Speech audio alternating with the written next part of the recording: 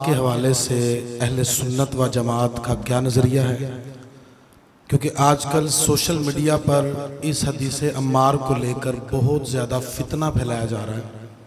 यहाँ तक कि दीगर बातिल मज़ाहिब की तरह तबर्रा करते हुए बोतलों के ऊपर भी इस हदीस का नंबर लिख कर फितना फैलाया जा रहा है। बराए करम इसकी वजाहत फरमा दीजिए। बिस्मिल्लाह। सही बुखारी की ये हदीस है और सही बुखारी के दो मकामात हैं, 447 और 2812। जो बोतल पे लिखा है वो 2812 है। जिस तरह कोडवर्ड हम सुनते थे सहाबा के बारे में, कोडवर्ड इस्तेमाल होते थे, अब ये कोडवर्ड इस्तेमाल करते हैं 2812। इसका मतलब क्या? ये हदीस है। हदीस ये है कि नबी पाक सल्लल्लाहु अलैहि वसल्लम ने अम्मार के मुतल्लिक फरमाया था, तक़्तुलहुल फ़ियतुल बागिया, अम्मार तुझे एक बागी गिरोह शहीद करेगा। ये वो तुम्हें जहन्नम की तरफ बुलाएगा, तुम उन्हें जन्नत की तरफ बुलाओगे। ये हदीस है। इस हदीस को लेकर वो साबित ये करते हैं क्योंकि जंग सिफ़ीन में हज़रत अम्मार शहीद हुए थे और आप हज़रत अली के ग्रोह की तरफ से थे और सामने जो ग्रोह था हज़रत मीर माविया का था। तो अब उनका तबर्रा हज़रत मीर माविया पर है और उनकी तरफ से आने वालों पर है, और उससे वो साबित करते एक तो बागी गिरोह था, वो कहते ये साबित हुआ।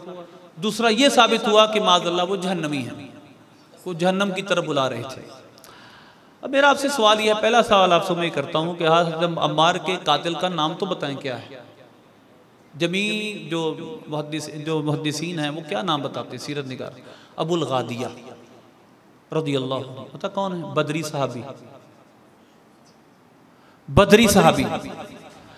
आप मुझे ये बताएं, अगर इनको कुछ जहन्नमी साबित करेगा बदरी साहबा के बारे में, तो सरकार का ये इरशाद है बदर की लड़ाई के बाद ये जो भी करें सब माफ है। पहली बात तो ये पैदा होती है कि सरकार तो पहले ऐलान कर चुके हैं बदरी जो भी करे माफ है। दूसरी बात यह है, मैं आपको तफसील से थोड़ी इस बात को समझाऊंगा। अबुल गादिया रज़ियल्लाहु अन्हु, हज़रत उस्मान गनी रज़ियल्लाहु अन्हु के बारे में इन्होंने एक दफ़ा हज़रत अम्मार ने कोई बात की हज़रत उस्मान के खिलाफ, तो हज़रत अबुल गादिया ने कहा मेरे दिल में इनके बारे में उस वक्त से ही बात थी, मुझे मौका मिला तो मैं इनके खिलाफ कुछ करूँगा। तो गज़वा जो जंग सिफ़ीन थी उसमें मेरे सामने आ गए तो मैंने इनको शहीद कर दिया।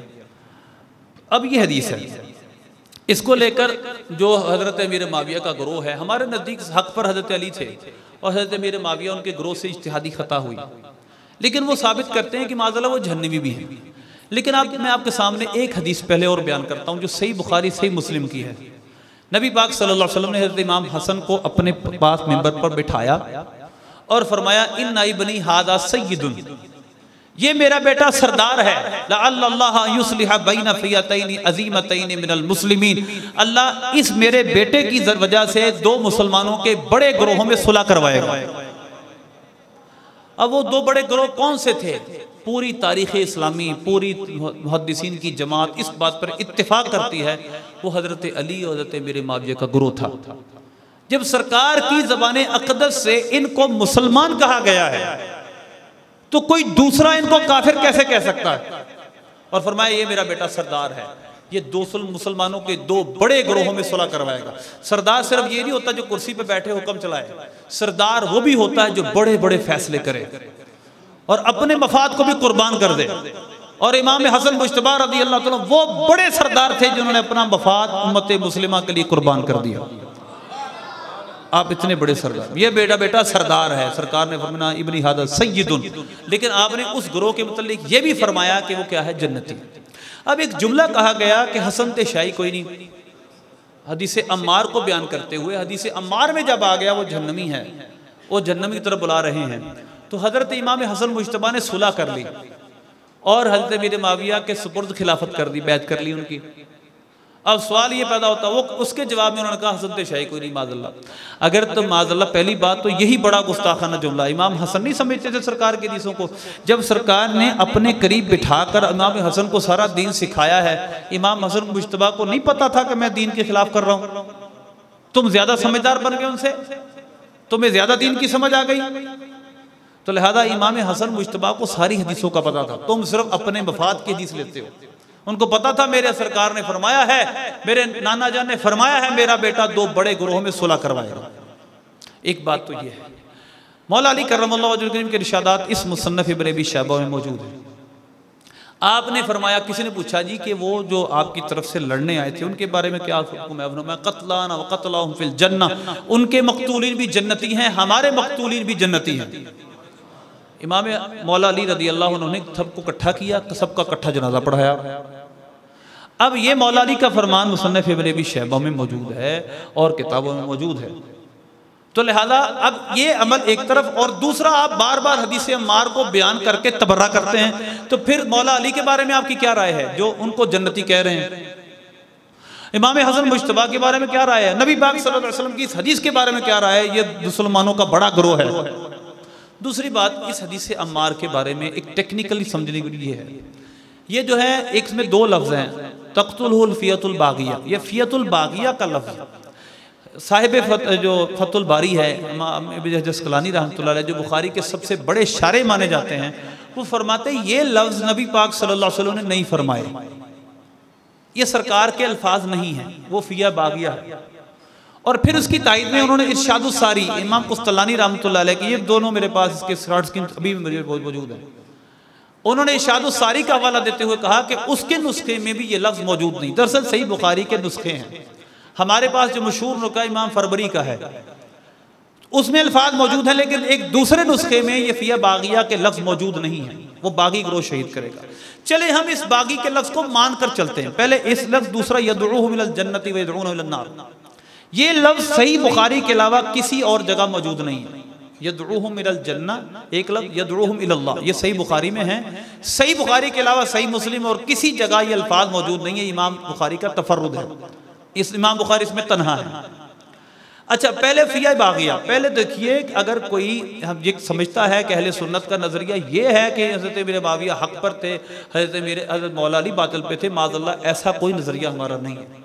हमारा नज़रिया यह है कि मौला अली ही हक़ पर थे और अमीर माविया रज़ी अल्लाह तआला से ख़ताई इज्तिहादी हुई उनके साथ आने वालों से।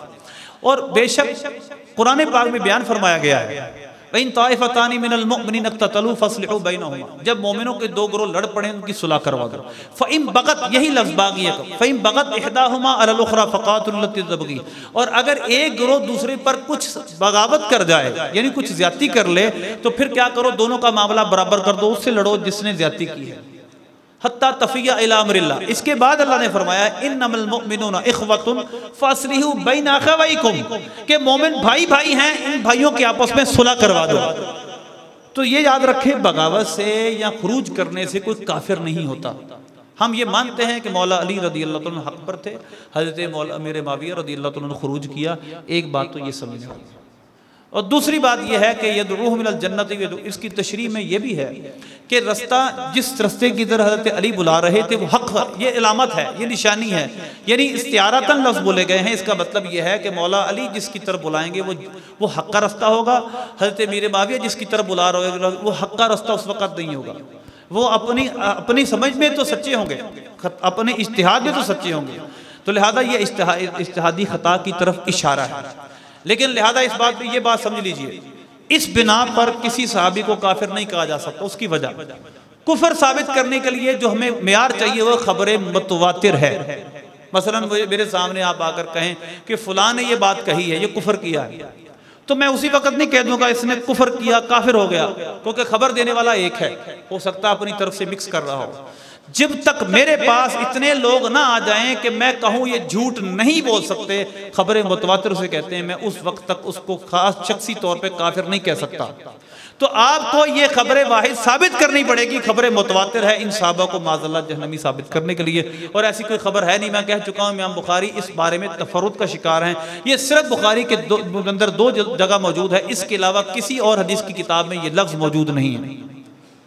तो लिहाजा इस वजह से ये बात बड़ी गहराई से समझने वाली है कि ये कोई ऐसे सेंसिटिव मामलात हैं जिसको इतनी जल्दी इस तरह सोशल मीडिया पे फैसले किए जाते हैं, ऐसे फैसले नहीं हो सकते। लिहाजा इसको बड़ी गहराई से समझना पड़ेगा। अल्लाह से दुआ है अल्लाह अमल की तौफीक अता फरमाए। जवाब और भी बड़े हैं, लेकिन मैंने आपके सामने इत्तिफाक किया है झूठ पर। अल्लाह से दुआ है अल्लाह अमल की तौफीक।